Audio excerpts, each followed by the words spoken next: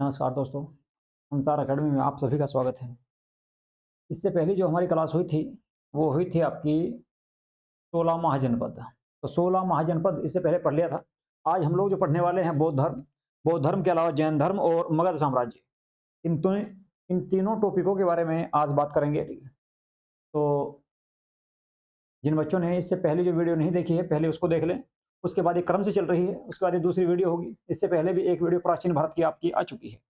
ये आपकी दूसरी वीडियो रहेगी प्राचीन भारत की। तो चलिए आज की क्लास को करते हैं स्टार्ट। आज जो पढ़ने वाले हैं वो पढ़ेंगे हम बौद्ध धर्म। चलिए, तो बौद्ध धर्म, ठीक है। बौद्ध धर्म के जो संस्थापक थे, देखिए 16 महाजनपद, ठीक है। 16 महाजनपदों के समय ही बौद्ध धर्म की स्थापना की गई थी। किसके द्वारा? गौतम बुद्ध के द्वारा। तो गौतम बुद्ध ने बौद्ध धर्म की स्थापना की और इन्हीं को एशिया का ज्योतिपुंज, लाइट ऑफ एशिया के नाम से भी जाना जाता है। गौतम बुद्ध को ही लाइट ऑफ एशिया के नाम से जाना जाता है। लाइट ऑफ एशिया के नाम से किसको जाना जाता है? तो गौतम बुद्ध को जाना जाता है। इसके अलावा इन्हीं को शाक्य मुनि भी कहा जाता है, क्योंकि ये इनके पिता जो थे वे शाक्य कुल से थे, तो इनको शाक्य मुनि भी कहा जाता है। बात करें जन्म की, तो इनका जो जन्म हुआ था 563 बीसी में लुम्बिनी, कपिलवस्तु, नेपाल में इनका जन्म हुआ। नेपाल में कपिलवस्तु में लुम्बिनी नामक स्थान पर 563 बीसी में गौतम बुद्ध का जन्म हुआ था। इनके बचपन का नाम था सिद्धार्थ और इनकी माता और इनके पिता का नाम था शुद्धोधन, जो शाक्य कुल के थे या शाक्य वंश से संबंधित थे। अब बात करें इनकी माता की, तो इनका माता का नाम था महामाया।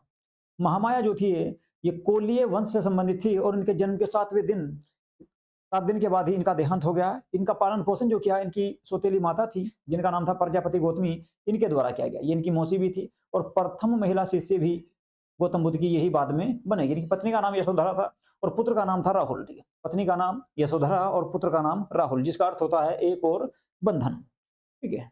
अब गौतम बुद्ध ने जो है अपने सारथी, गौतम बुद्ध के जो सारथी थे इनके रथ चलाने वाला, उसका नाम था चन्ना या चाण, और इसके साथ ही अपने घोड़े कंथक पर अपने साम्राज्य में घूमने के लिए निकले, जहां पर इन्होंने 4 दृश्य देखे।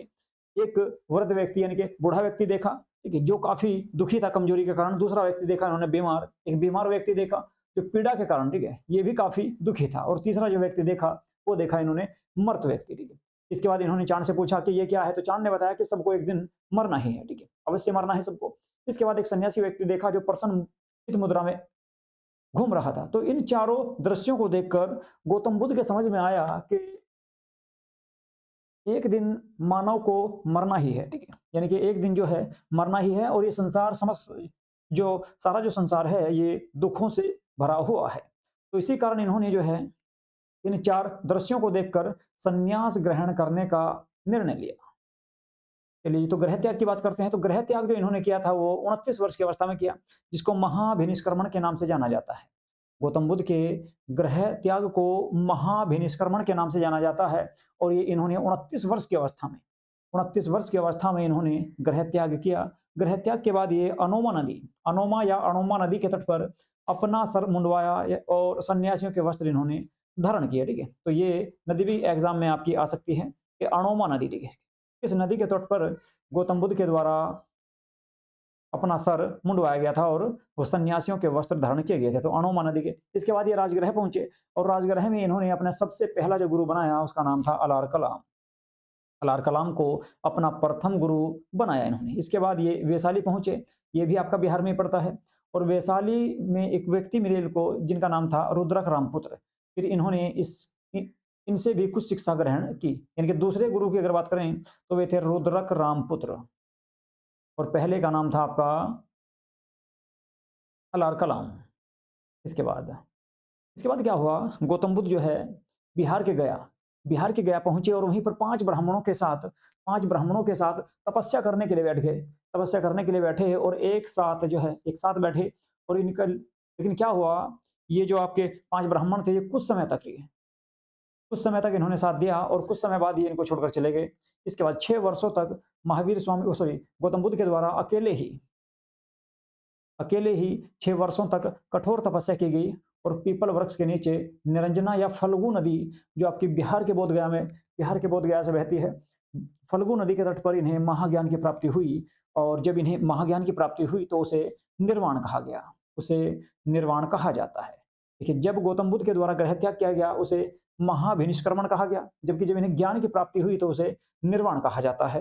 बौद्ध धर्म में से निर्वाण कहा जाता है। इसके बाद इन्हें बुद्ध कहा जाने लगा। इसके बाद इनको बुद्ध कहा जाने लगा और इनका जो अनशन जो तुड़वाया था, सुजाता नामक कन्या के हाथों से खीर खाकर इन्होंने अपना अनशन तोड़ा था। इसके बाद इन्हें बैसाख पूर्णिमा के दिन ज्ञान की प्राप्ति हुई। बैसाख पूर्णिमा के दिन ही इनका देहांत होगा और बैसाख पूर्णिमा के दिन ही इनका जन्म हुआ था, इसीलिए बैसाख पूर्णिमा को बुद्ध पूर्णिमा के नाम से भी जाना जाता है, जो बौद्ध धर्म का सबसे पवित्र और सबसे प्रसिद्ध त्योहार माना जाता है। अब बात करें इनके उपदेश की, तो इन्होंने अपना जो पहला उपदेश दिया था वो वाराणसी के सारनाथ में दिया। वाराणसी के सारनाथ में इन्होंने अपना प्रथम उपदेश दिया। सारनाथ में एक आपका बगीचा था जिसका नाम था मर्गदांव वन। ठीक है, मर्गदांव वन में इन्होंने सबसे पहला उपदेश दिया। ठीक है, और बात करें सारनाथ के, तो सारनाथ का जो प्राचीन नाम था वो था आपका ऋषिपत्नम।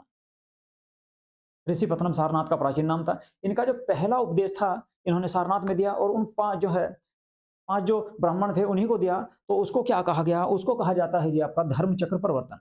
इनका जो प्रथम उपदेश था जो इन्होंने सारनाथ में दिया, सारनाथ वाराणसी में पड़ता है, उसको धर्म चक्र प्रवर्तन के नाम से जाना जाता है। सारनाथ में ही इन्होंने बौद्ध संघ की स्थापना की और बौद्ध धर्म के त्रिरत्न जो है बुद्ध, धम्म और संघ बताए जाते हैं, ये सबसे प्रसिद्ध माने जाते हैं। बौद्ध धर्म के त्रिरत्न इनको कहा जाता है, बुद्ध, धम्म और संघ। ठीक है, यानी कि संघ ही सत्य है, बुद्ध ही सत्य है और धम्म यानी कि बौद्ध धर्म ही सत्य है।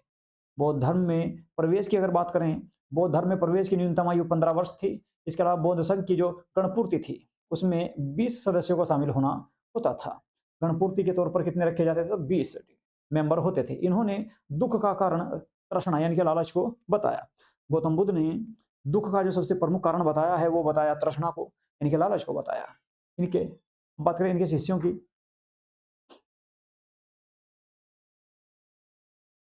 तो इनके जो प्रथम शिष्य थे, गौतम बुद्ध के जो प्रथम शिष्य थे उनका नाम था तपस्सु और दूसरे थे मल्लुक या कल्लिक। ठीक है, और ये दोनों के दोनों ही शूद्र थे। ये गौतम बुद्ध के प्रथम शिष्य माने जाते हैं।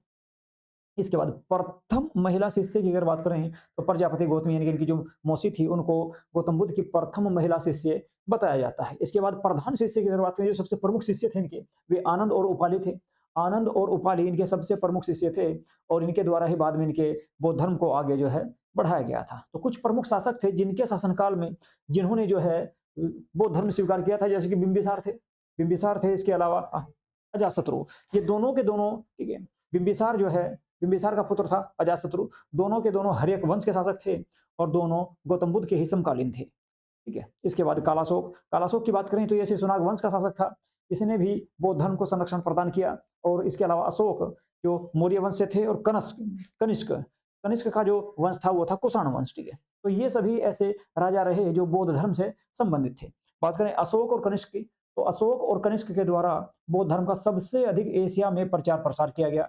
बौद्ध धर्म का सबसे अधिक प्रचार प्रसार जो किया वो आपका अशोक और कनिष्क के द्वारा किया गया था। बुद्ध ने अपने सबसे अधिक उपदेश की बात करें तो गौतम बुद्ध ने अपने सबसे अधिक उपदेश जो दिए श्रावस्ती में दिए, और किस भाषा में दिए? तो पाली भाषा में दिए। श्रावस्ती जो थी ये आपकी कौशल महाजनपद की राजधानी हुआ करती थी, ये जो उत्तर प्रदेश में पड़ती है। तो पाली भाषा में इन्होंने सबसे अधिक उपदेश दिए। अब बात करें वैशाली की नृत्यांगना, एक वैशाली की नाचने वाली नर्तंगिना थी जिसका नाम था अम्रपाली। अम्रपाली ने भी बौद्ध धर्म को स्वीकार किया था। इसके बाद अंतिम उपदेश की बात करें, गौतम बुद्ध के एक शिष्य थे जिसका नाम था सुभद्र। सुभद्र को इन्होंने जो है अपना अंतिम उपदेश दिया और कुशीनगर में ही एक और शिष्य इनका रहता था जिनका नाम था चुंद लोहार। उनके यहाँ पर ये रात को ठहरने के लिए रुके या पहुंचे और उन्होंने ही इनको जो है सुअर का मांस खाने के लिए दिया था, जिसको गौतम बुद्ध पचा नहीं पाए क्योंकि ये अतिसार नामक रोग से पीड़ित थे। और 80 वर्ष की अवस्था में 483 बीसी में कुशीनगर में एक नदी पड़ती है हिरण्यवती।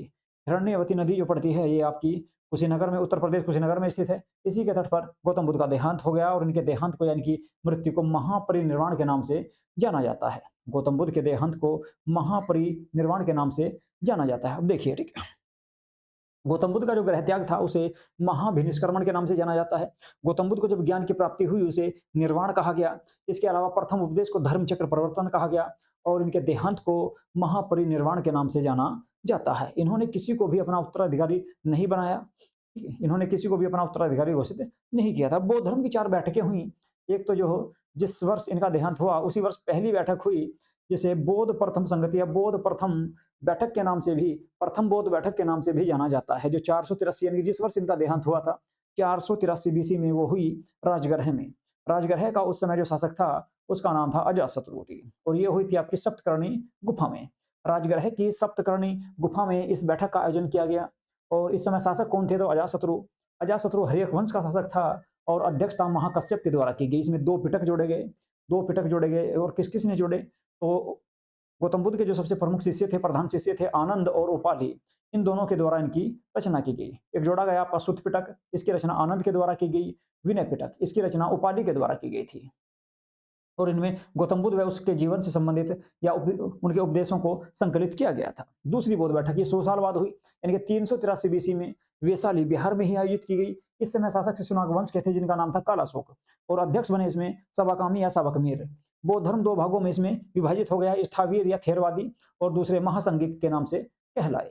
इसके बाद स्थविर या थेरवादी जो थे गृहस्थ जीवन में रहकर ही बौद्ध धर्म का अनुसरण करते थे, जबकि महासंघिक की बात करें जो महाभिनिष्क्रमण यानी कि गृह त्याग करके संघ में रहकर बौद्ध धर्म का अनुसरण करते थे। 2 भागों में जो है बौद्ध धर्म इसमें बट गया। एक रहे स्थविर या थेरवादी जिनको कहा गया, ये लोग जो है अपने घर परिवार में रहकर ही बौद्ध धर्म का अनुसरण करते थे। इसके अलावा महासंघिक जो थे ये गृह त्याग करके यानी कि महाभिनिष्क्रमण करके घर को छोड़कर संघ में रहकर बौद्ध धर्म का अनुपालन करते थे या अनुसरण करते थे। अब बात करें तीसरी बैठक की, तो तीसरी बैठक जो हुई 247 या 251 बीसी के आसपास हुई, ये पाटलिपुत्र में हुई। और इस समय शासक थे कौन? तो अशोक। मौर्य वंश के सबसे महान शासक अशोक थे इस समय। और अध्यक्षता जो की गई मोगलीपुत्तिस के द्वारा की गई इस बैठक की। और इस बैठक में तीसरा पिटक जोड़ा गया जिसे अभिधम पिटक के नाम से जाना जाता है।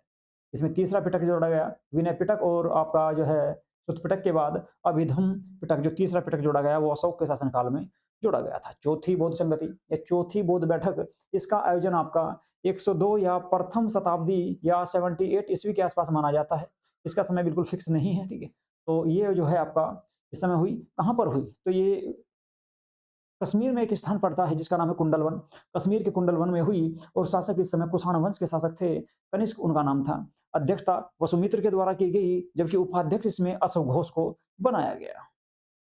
अब इसमें क्या हुआ? इसमें बौद्ध धर्म पूरी तरह से 2 भागों में विभाजित हो गया, महायान और हीनयान। महायान और हीनयान में बौद्ध धर्म का विभाजन हो गया था। इसके अलावा बुद्ध की बुद्धचरित्र बुद्धचरित्र जो है बौद्ध धर्म की सबसे प्रसिद्ध पुस्तक मानी जाती है। इसकी रचना अश्वघोष के द्वारा की गई थी, और इसी को बौद्धों का रामायण भी कहा जाता है। इसी पुस्तक को बौद्ध धर्म के या बौद्धों का रामायण भी कहा जाता है। तो ये कुछ आपके क्वेश्चन थे आपके बौद्ध धर्म से संबंधित, ठीक है। तो इसमें आपका देखिए एक तो गौतम बुद्ध को सबसे पहले ज्ञान की प्राप्ति कहाँ पर हुई थी? तो बोधगया में हुई। किस नदी के तट पर हुई? फल्गु या निरंजना के तट पर हुई। इसके अलावा बौद्ध धर्म की जो बैठकें थी, ठीक है, उनके बारे में देख लेना। 4 बैठक थी आपकी। पहली जो बैठक हुई वो राजगृह में हुई, ठीक है। दूसरी बैठक वैशाली में हुई कालाशोक के समय, और तीसरी बैठक का जो आयोजन किया गया था पाटलिपुत्र में, ये सॉरी अशोक के समय की गई, जबकि दूसरी बैठक का जो आयोजन किया गया था वो आपका वैशाली में हुआ था कालाशोक के समय। और चौथी बैठक आपकी कनिष्क के शासनकाल में हुई थी। अब बात करेंगे जैन धर्म के बारे में। चलिए जी, जैन धर्म, ठीक है। तो जैन धर्म में कुल 24 तीर्थंकर हुए। जैन धर्म में कुल 24 तीर्थंकर हुए थे, ठीक है। जैन धर्म में कुल कितने तीर्थंकर हुए? तो 24 तीर्थंकर यानी कि 24 धर्मगुरु हुए। और इनमें से जो सबसे प्रथम गुरु थे उनके बारे में जो है देख लेते हैं थोड़ा-सा। तो प्रथम जो गुरु थे वे थे ऋषभदेव। इन्हीं को आदिनाथ या ऋषभनाथ के नाम से भी जाना जाता है, और इन्हीं को बौद्ध धर्म का संस्थापक भी माना जाता है। बात करें इनके पुत्र की, तो इनके 2 पुत्र थे, एक का नाम था भरत और दूसरे का नाम था गोमतेश्वर। गोमतेश्वर को ही बाहुबली के नाम से जाना जाता है। ऐसा कहा जाता है कि 20 हाथियों का बल इनके अंदर था, और इनकी जो एक विशाल मूर्ति बनाई गई है वो आपकी कर्नाटक के श्रवणबेलगोला में स्थापित की गई है। कर्नाटक के श्रवणबेलगोला में इनकी मूर्ति स्थापित की गई है बाहुबली की। इसके बाद पहले के बाद में 23वें, देखिए सबसे पहले के बारे में जानकारी प्राप्त होती है, इसके बाद 23वें और 24वें के बारे में जानकारी प्राप्त होती है। तो 23वें जो तीर्थंकर थे उनका नाम था पार्श्वनाथ। पार्श्वनाथ का जो देहांत हुआ वो लगभग 100 वर्ष की आयु में हुआ था समेध पर्वत पर, जो वर्तमान झारखंड में स्थित है, लेकिन उस समय बिहार में हुआ करता था। इन्होंने मोक्ष प्राप्ति के लिए 4 ग्रंथ दिए। 4 ग्रंथ यानी कि 4 जो है इन्होंने आर्य सत्य बताए। ये 4 सत्य दिए थे इन्होंने, ठीक है। तो कौन-कौन से थे? नंबर 1 देख लीजिए। नंबर 1 था आपका सत्य यानी कि सच बोलना। दूसरा था अहिंसा यानी कि हिंसा नहीं करना। तीसरा था अस्तेय यानी कि चोरी नहीं करना। और चौथा इन्होंने दिया अपरिग्रह यानी कि धन का संचय न करना, धन धन को इकट्ठा करके न रखना। इन चारों नियमों का जो पालन करेगा उनको मोक्ष प्राप्त हो जाएगा, ऐसा जो है इन्होंने ये सिद्धांत दिया था। इसके बाद पांचवा जो ग्रंथ था या पांचवा महाव्रत जो था वो किसके द्वारा जोड़ा गया, तो महावीर स्वामी ने जोड़ा था उसको, और वो है आपका ब्रह्मचर्य। चलिए अब बात करेंगे महावीर स्वामी, जो इसमें सबसे मोस्ट इंपोर्टेंट है आपके, वे हैं आपके महावीर स्वामी। पहले थे आपके पार्श्व, पहले जो थे आपके वे थे आपके ऋषभदेव, और आपके 23वें जो थे उनका नाम था आपका पार्श्वनाथ। उनका जन्म कहाँ पर हुआ था, तो काशी में हुआ था। ठीक है, अब बात करें महावीर स्वामी की, तो महावीर स्वामी जो है 24वें जैन धर्म के 24वें तीर्थंकर माने जाते हैं। महावीर स्वामी को 24वें तीर्थंकर के रूप में माना जाता है, और इन्हीं को जैन धर्म का वास्तविक संस्थापक भी माना जाता है। महावीर स्वामी को ही जैन धर्म का वास्तविक संस्थापक भी माना जाता है। बात करें महावीर स्वामी के बारे में, तो इनका जो जन्म हुआ था 540 बीसी में इनका जन्म वैशाली कुंडग्राम में हुआ। वैशाली के कुंडग्राम में हुआ। वैशाली जिला पड़ता है आपका बिहार में, यहाँ पर इनका जन्म हुआ। इनके बचपन का नाम क्या था, तो वर्धमान था, जबकि गौतम बुद्ध के बचपन का नाम क्या था, तो सिद्धार्थ था। ठीक है, तो इनके बचपन का नाम था वर्धमान। बात करें इनके पिता की, तो इनके पिता का नाम था सिद्धार्थ, और ये जात्रक कुल से संबंधित थे। महावीर स्वामी के जो पिताजी थे उनका नाम था सिद्धार्थ, जो जात्रक कुल से संबंधित थे। बात करें इनकी माता की, तो इनकी माता का नाम था त्रिशला, जो लिच्छवी वंश की राजकुमारी थी। पत्नी का नाम बात करें तो पत्नी थी इनकी यशोदा, और इनकी पुत्री का नाम था अनोजा या प्रियदर्शनी, और इन्हीं के दामाद का नाम था जमाली। जमाली ही इनका सबसे पहला शिष्य बनेगा। बात करें ग्रह त्याग की, इन्होंने 30 वर्ष की आयु में घर छोड़ा। उन्होंने 29 वर्ष की आयु में ग्रह त्याग किया था। इन्होंने 30 वर्ष की आयु में घर छोड़ा। 30 वर्ष की आयु में अपने बड़े भाई नंदीवर्धन से अनुमति लेकर इन्होंने ग्रह त्याग किया। इन्होंने ग्रह त्याग जो किया था वो 30 वर्ष की आयु में किया, और अपने बड़े भाई की अनुमति से ले अपने बड़े भाई की अनुमति से किया था। जबकि उन्होंने ग्रह त्याग जो किया वो 29 वर्ष की आयु में किया था, और रात को चुपके से वे घर छोड़कर निकल गए थे। तो 6 वर्ष की कठोर तपस्या के बाद 6 वर्ष तक जो है इनके साथ कौन रहे, मखली गोसाल। मखली गोसाल का नाम भी काफी चर्चा में आता है। तो मखली गोसाल ने एक नए धर्म की स्थापना की थी जिसका नाम था आजीवक संप्रदाय। आजीवक संप्रदाय जो था ये एक, ठीक है, ये एक भाग्यवादी धर्म था, और इसका जो सबसे बड़ा मानने वाला जो शासक था वो था बिंदुसार। ये अशोक के पिता थे। अशोक के पिता बिंदुसार मौर्य वंश के शासक थे, जो आजीवक संप्रदाय को मानने वाले थे। ये महावीर स्वामी के साथ 6 साल तक कठोर तपस्या करने के लिए बैठे, लेकिन ये जो है 6 साल बाद इनको छोड़कर चले गए। उसके बाद क्या हुआ कि 12 वर्षों की कठोर तपस्या के बाद ज्ञान की जो प्राप्ति हुई महावीर स्वामी को, वो 12 वर्षों की कठोर तपस्या के बाद साल वृक्ष के नीचे जुम्भिक ग्राम नामक स्थान पड़ता है बिहार में आपका।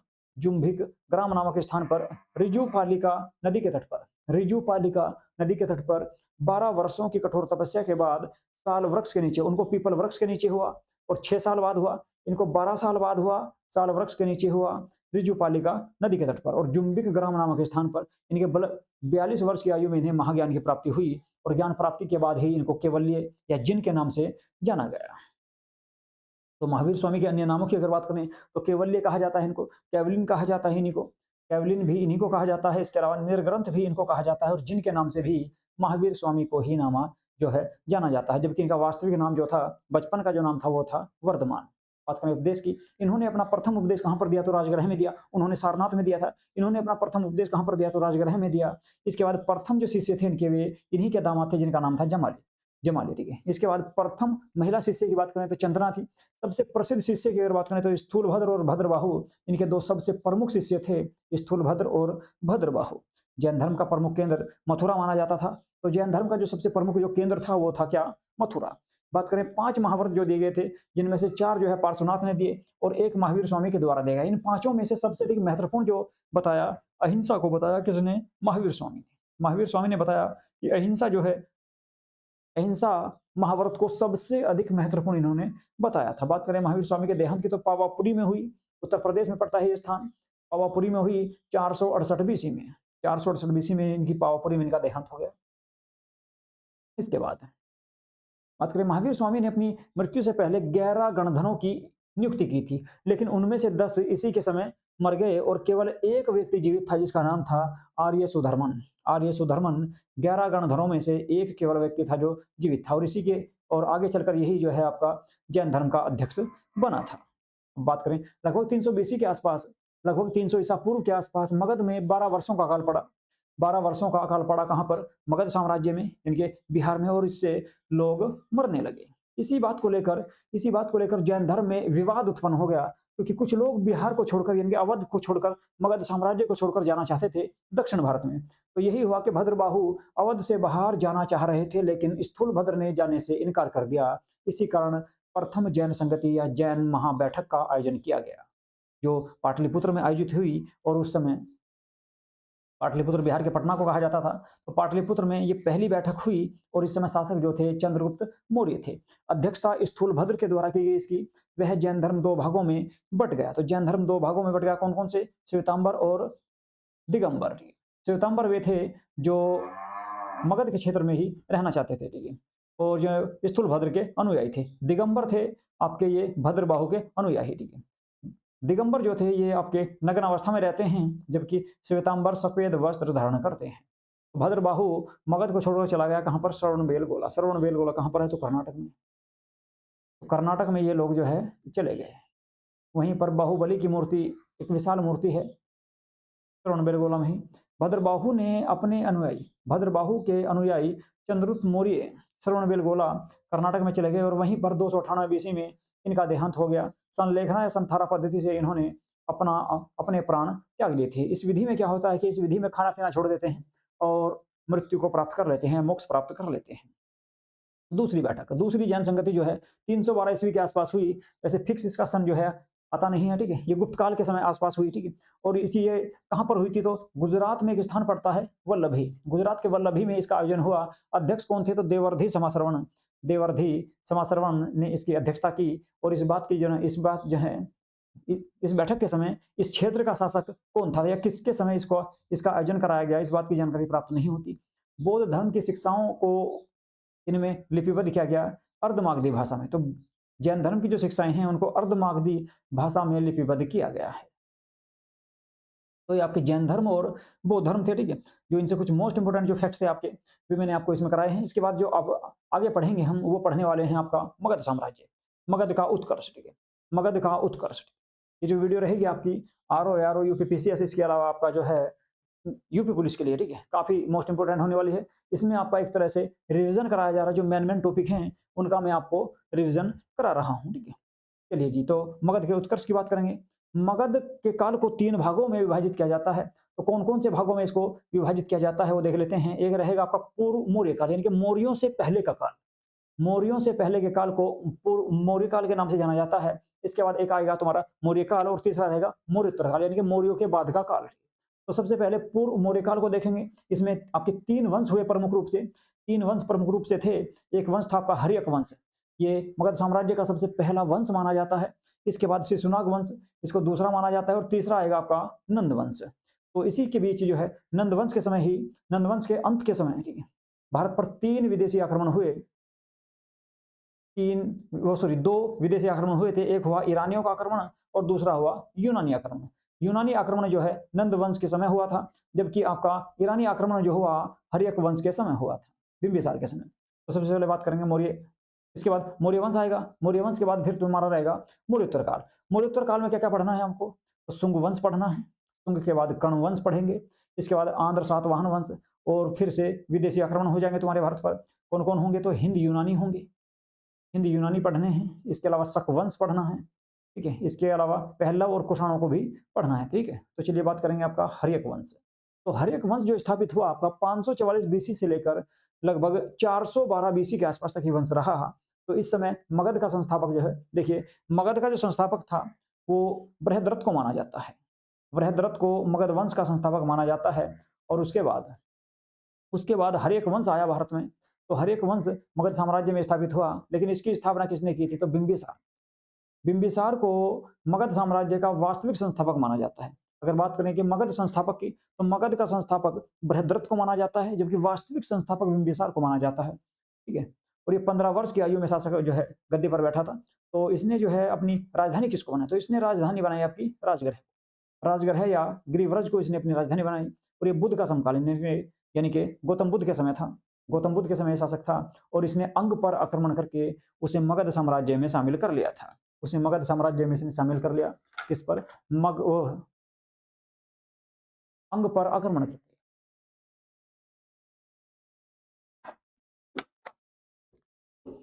अंग जो बिहार के क्षेत्र में भागलपुर के आसपास था, तो उस क्षेत्र पर आक्रमण करके इसने उसे मगध साम्राज्य में शामिल कर लिया।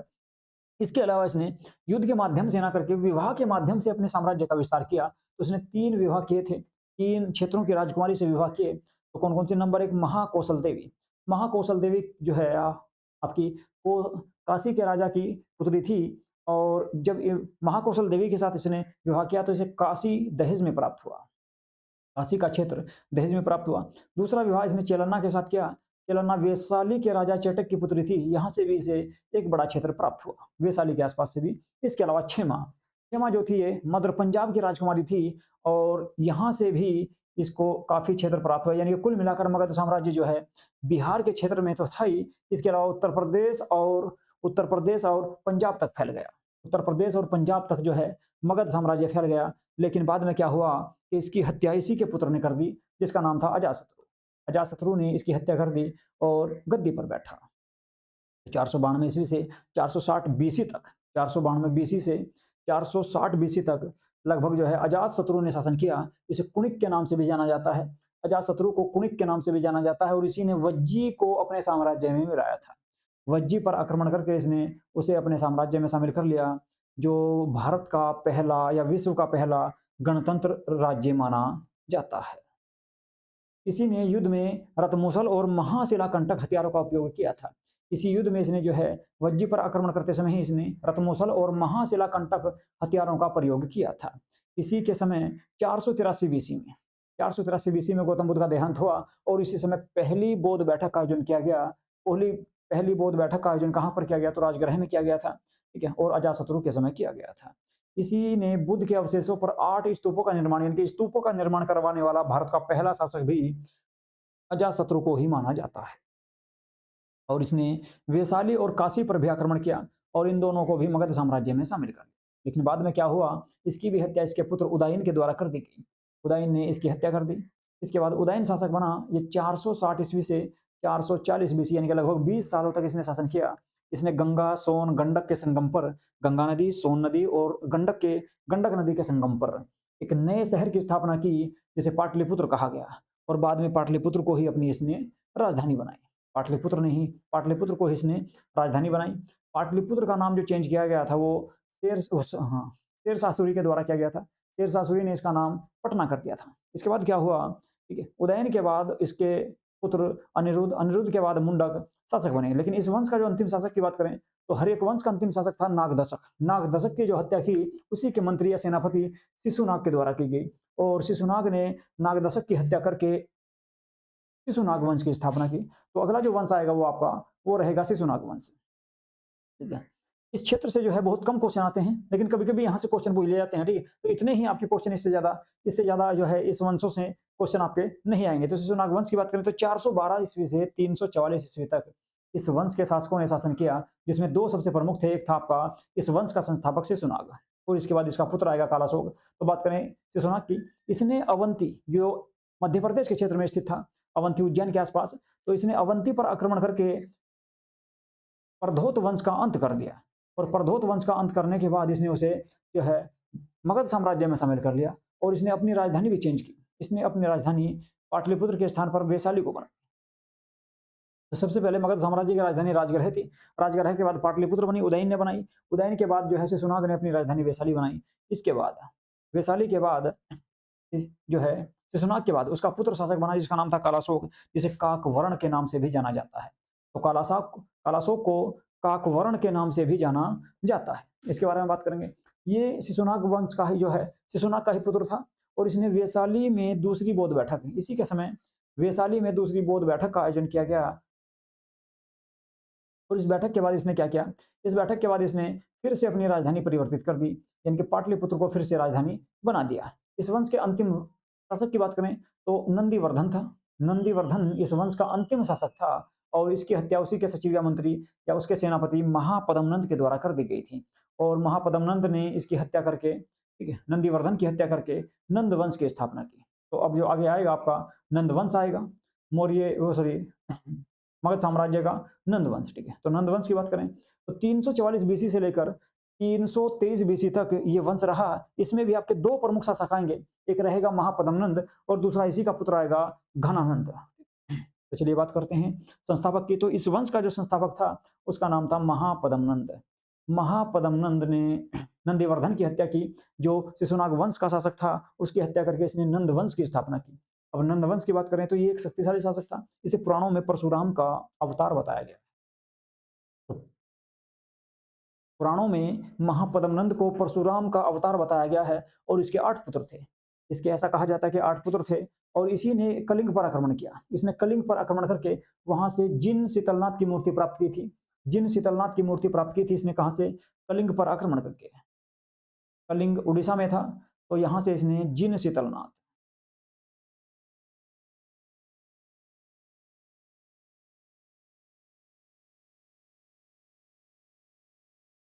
जिन जिन शीतलनाथ जो महावीर स्वामी की मूर्ति थी, इस मूर्ति को इसने प्राप्त किया था कहां से? तो इसने इस मूर्ति को प्राप्त किया कलिंग से, ठीक है। इसके बाद इस वंश की अगर बात करें, इस वंश का जो अगला शासक बना, वो बना घनानंद, ठीक है। और ये इस वंश का सबसे अंतिम इस वंश का अंतिम महान शासक माना जाता है। कौन? घनानंद, ठीक है। तो बात करेंगे घनानंद के बारे में। चलिए जी, ये भारतीय इतिहास का प्रथम शासक माना जाता है। ये भारतीय इतिहास का प्रथम शासक माना जाता है क्योंकि इसने जो है, ये पहला शासक था जिसने स्थायी सेना रखी। इसने अपने शासनकाल के समय स्थायी सेना रखी, इसी कारण इसको प्रथम सम्राट भी कहा जाता है। भारत का प्रथम सम्राट किसे कहा जाता है? तो घनानंद को भारत का प्रथम सम्राट कहा जाता है। और इसी के समय 326 बीसी में सिकंदर का भारत पर आक्रमण हुआ था। इसी के समय 326 बीसी में सिकंदर का भारत पर आक्रमण हुआ, जो आपका यूनान के क्षेत्र से आया था। तो नंद वंश के समय यानी कि घनानंद के समय ही सिकंदर का पंजाब के क्षेत्र पर आक्रमण हुआ था, लेकिन वो जो है आपका पंजाब के क्षेत्र को छोड़कर भारत के अन्य क्षेत्रों में नहीं आ पाया और पंजाब के क्षेत्र से ही वापस चला गया था। दूसरी बात, इसी का एक सेनापति था, इसी का एक विद्वान व्यक्ति इसके दरबार में रहा करता था जिसका नाम था चाणक्य।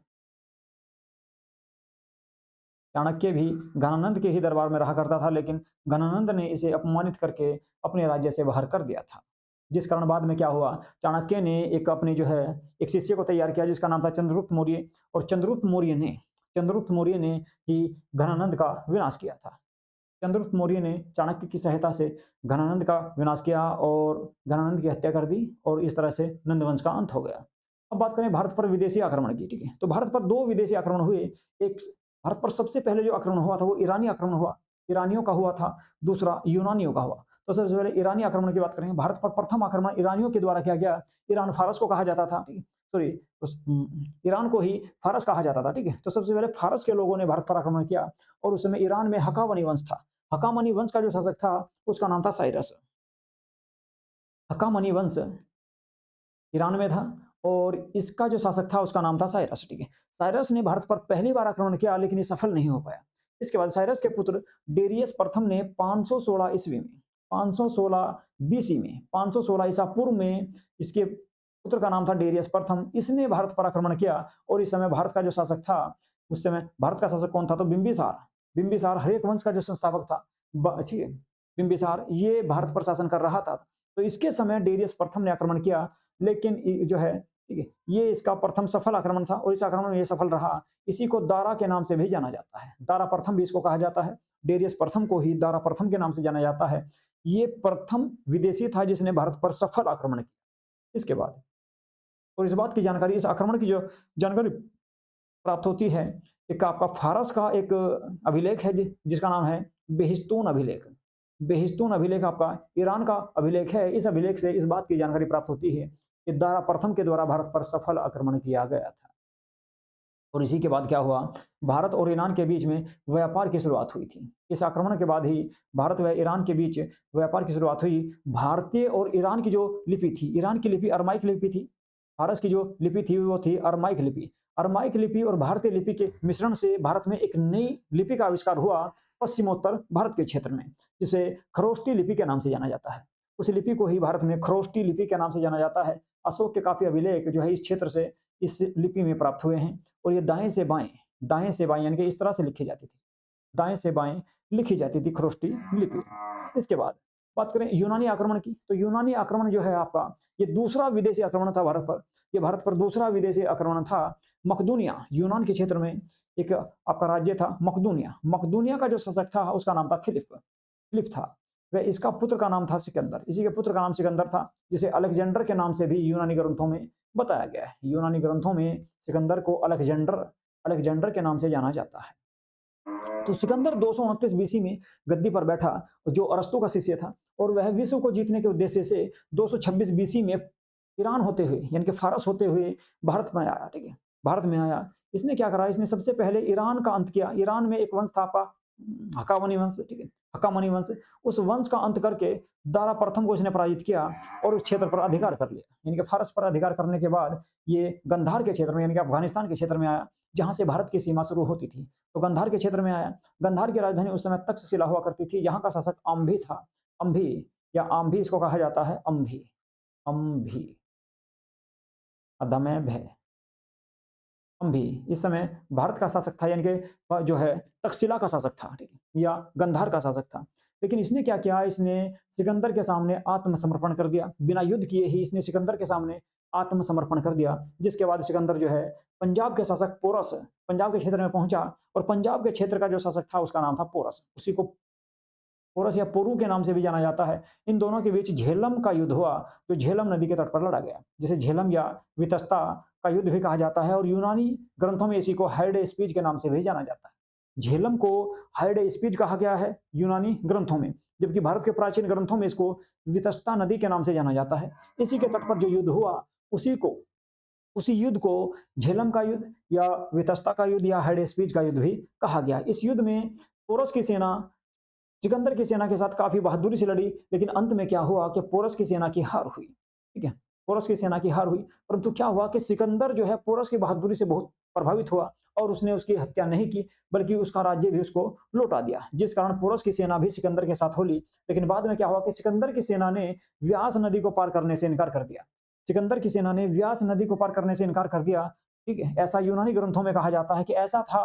ठीक है, कि उसकी सेना ने जो है व्यास नदी को पार करने से इनकार कर दिया। क्यों किया? यूनानी ग्रंथों में कहा गया है कि सिकंदर की सेना काफी लंबे समय से बाहर होने के कारण थकी हुई थी, जिस कारण उन लोगों ने मना कर दिया। लेकिन भारतीय इतिहासकारों का कहना है कि व्यास नदी के पार मगध साम्राज्य की शुरुआत होती थी, और मगध का इस समय एक शक्तिशाली शासक था जिसका नाम था घनानंद, जो काफी क्रूर भी था और उसके पास विशाल सेना भी थी। ठीक है, तो सिकंदर की सेना ने शायद ऐसा सोचा कि जब पोरस को हराने में उनकी इतनी बुरी हालत हो गई है, तो जो ना आपका घनानंद की सेना के साथ लड़ने के बाद, ठीक है, उनकी क्या स्थिति होगी। तो ऐसा भारतीय इतिहासकारों के द्वारा कहा जाता है। तो कुल मिलाकर जो है, जो भी हो कारण उस समय, ठीक है, सिकंदर ने व्यास नदी को पार नहीं किया, और यहीं से इसकी सेना वापस चली गई। लेकिन क्या हुआ, सिकंदर ने पंजाब के क्षेत्र में, यानी कि भारत में, दो नए शहरों का निर्माण किया था। एक का नाम विजयनगर, जिसे निकैया के नाम से जाना गया, और दूसरा बहुकेफला। बहुकेफला उसके घोड़े का नाम था। इसने अपने घोड़े के नाम पर इस शहर का निर्माण किया गया। ऐसा कहा जाता है कि भारत में ही सिकंदर की तबीयत खराब हो गई थी और वह वापस बेबीलोन लौट गया। तथा जीते हुए सभी क्षेत्रों को सेल्यूकस निकेटर को सौंप दिया उसने, और उसके बाद ये अपना बेबीलोन वापस चला गया। इसके बाद क्या हुआ कि बेबीलोन में ही 323 बीसी में 33 वर्ष की आयु में सिकंदर का देहांत हो गया, यानी कि इसकी मृत्यु हो गई थी। तो ये आपके दो विदेशी आक्रमण हुए थे भारत पर। ठीक है, तो ये आपके भारत पर दो विदेशी आक्रमण हुए थे। तो हमने आपका जो है इस वीडियो में आज का क्या पढ़ा है, आज पढ़ा है आपका हर्यक वंश। ठीक है, यानी कि मगध साम्राज्य। मगध साम्राज्य में आपने 3 वंश पढ़े हैं प्रमुख रूप से। एक था आपका हर्यक वंश, एक था आपका हर्यक वंश। हर्यक वंश के बाद अगर बात करें, हर्यक वंश के बाद जो वंश आया था वो था आपका शिशुनाग वंश। शिशुनाग वंश के बाद नंद वंश, यानी कि 3 प्रमुख वंश पढ़े हैं। इसके अलावा 2 विदेशी आक्रमण भी हमने इसमें पढ़े हैं। 2 विदेशी आक्रमण, ईरानियों का आक्रमण पढ़ा है, इसके अलावा यूनानी आक्रमण पढ़ा है। ठीक है, अब जो अगला जो क्लास आएगी आपकी, ठीक है, वो रहेगी आपकी जो है मौर्य साम्राज्य से। मौर्य साम्राज्य, मौर्य वंश, और उसके बाद के जो वंश रहे, ठीक है, उनके संबंध में अगली वीडियो आएगी। ठीक है, तो आज की क्लास को करते हैं यहीं पे समाप्त। जिन बच्चों ने चैनल को सब्सक्राइब नहीं किया है, तो वे सभी जो है चैनल को सब्सक्राइब कर सकते हैं। ठीक है, और अगर वीडियो आपको अच्छी लगे तो इसको लाइक करें और ज्यादा से ज्यादा शेयर करें। नमस्कार।